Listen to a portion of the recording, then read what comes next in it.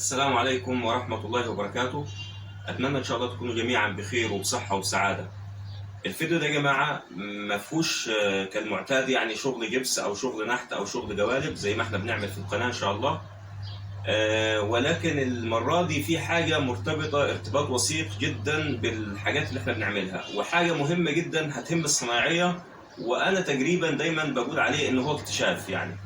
اللي هنتكلم عنه النهارده يا جماعه هو ورق الفازلين او قماش الفازلين. هو انا بقول عليه اكتشاف ليه؟ لان انا اصلا ما حدش كان قبل كده اداني عنه فكره يعني، وما كنتش اعرفه يعني. ولكن انا بالصدفه من سنين كده 5 سنين او اكتر كنت بشتغل في ورشه حد من اصدقائي يعني المعلم ابو مصطفى، ربنا يديله الصحه.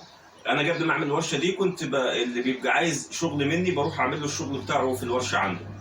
فانا بالصدفه وانا بشتغل عنده في الورشه كان في محل خياطه جنبنا مباشره يعني. كان في بنت ربنا يكرمها ويحفظها بقى يعني، ما اعرفش هي فين دلوقتي، ولكن كانت بتشتغل خياطه يعني بتعمل الهدوم والستاير والحاجات اللي زي كده.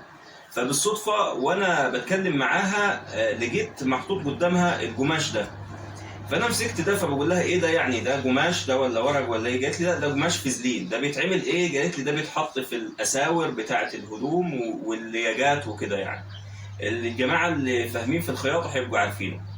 طيب انا ايه اللي لفت نظري يعني وهو قدامي كده؟ ان هو شفاف يعني، مجرد ما انت بتعمل كده بتشوف اللي تحت منه، وفي نفس الوقت مقوى يعني قوي جدا يعني. هو ما اقدرش اقول عليه ان هو قماش لانه مش زي القماش يعني، هو مقوى زي الورق بالظبط. وفي نفس الوقت في ميزه القماش، وهي الميزه الاهم. والميزه الاهم يا جماعه في الفيديو ده او في القماش ده يعني، واللي هتفيدنا كتير، ان هو ما بتاثرش بالميه. يعني دي اكتر حاجه هتنفعنا في شغلنا، او نفعتني انا بشكل شخصي يعني في شغلي. ان القماش ده او الورق ده ما بيتاثرش بالميه. يعني انت ما تحطه في الميه كده مثلا لو يوم او 2 او 3 حتى زي ما انت عايز، مجرد ما هتطلعه هتلاقيه زي ما هو يعني. مش عامل زي الورق. بس انا عندي لو قطعه ورق زي اللي انا برسم عليها ديت واتحطت في الميه مثلا يا دوب دقايق خلاص باظت يعني. حتى ما اقدرش احركها، ما اقدرش اشيلها مره تانية، ما اقدرش احتفظ بيها لو عليها رسم او كده يعني.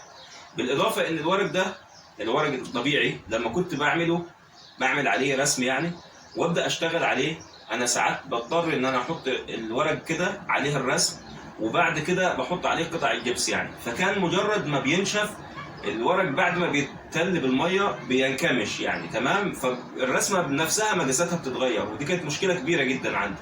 كنت اضطر اعمل الرسم على الورق وبعدين اطبع الرسم على البنك باستخدام الكربون. وكانت يعني دي كله طبعا وقت الشغل وبرضه في دقه الشغل يعني بيفرق كتير. لكن قماش الفازلين يا جماعه مش عايز اقول اختراع بقى يعني، اكتشاف، تمام. افادني كتير جدا جدا جدا. ومن ساعه ما لقيته يعني وعرفته ما بقيتش استغنى عنه في الورشه معايا. اي حد يا جماعه من الناس اللي بيشتغلوا في شغل المحاره، في ساعات ناس بتبقى عايزه تكتب بالمحاره بالشكل البارز يعني، بيعمل كتله من المحاره او جزء من المحاره كده بيفرده وبيبقى عايز يكتب عليه. انت مثلا لو ما بتعرفش تكتب ممكن تعمل طبعه من ده. الطبعه ديت هتبقى مكتوبه يعني جاهزه ومفرغه، وطبعا انت مجرد ما هتحطها على المحاره كده مش هيحصل لها حاجه. القماش ده ما بيتاثرش بالميه، فهتقدر تحطها على المحاره وتقدر تخلص الكتابه بتاعتك وتقدر تفرغ اللي انت عايزه. وبعد ما تعمل ده كله تحتفظ بيها مره تانية وما تبصش منك. لكن كان زمان الناس بيعملوا على الورق ومجرد ما بيستخدمها مره واحده الورقه بتبوظ وما بيبقاش ليها استخدام مره تانية معاه. يمكن في الصور اللي بتظهر قدامكم يعني انا كنت بستخدم ورق الفازلين زي ما انتم شايفين كده في الحاجات اللي انا بوريها لكم دلوقتي حالا. دي طبعا حاجه منهم، لكن في كل حاجه انت تتخيلها ممكن ينفع معاك ورق الفازلين ده، تمام. ميزه ثانيه يا جماعه من المميزات الكبيره اللي فيه ان هو بيطبع او شفاف. زي ما انا قلت في الاول كنا زمان بنستخدم ورق اسمه ورق كلك، وما زلنا بنستخدموه يعني، او اكتر الناس بتستخدمه الناس اللي بتشتغل في مجال الرسم وكده يعني، تمام. ورق الكلك ده عباره يعني شبه ورق الزبده كده. مش عارف انا يعني الناس اللي مش هتعرفه او ما شفتوش قبل كده مش هتبقى عارفه يعني ايه ورق كلك. لكن هو ورق شفاف بيستخدم في الطباعه يعني، عشان تعمل عليه اي رسم لو انت عندك مثلا رسمه معينه فانت عايز تطبعها، فانت بتجيب ورق الكالك وبتطبع بيه.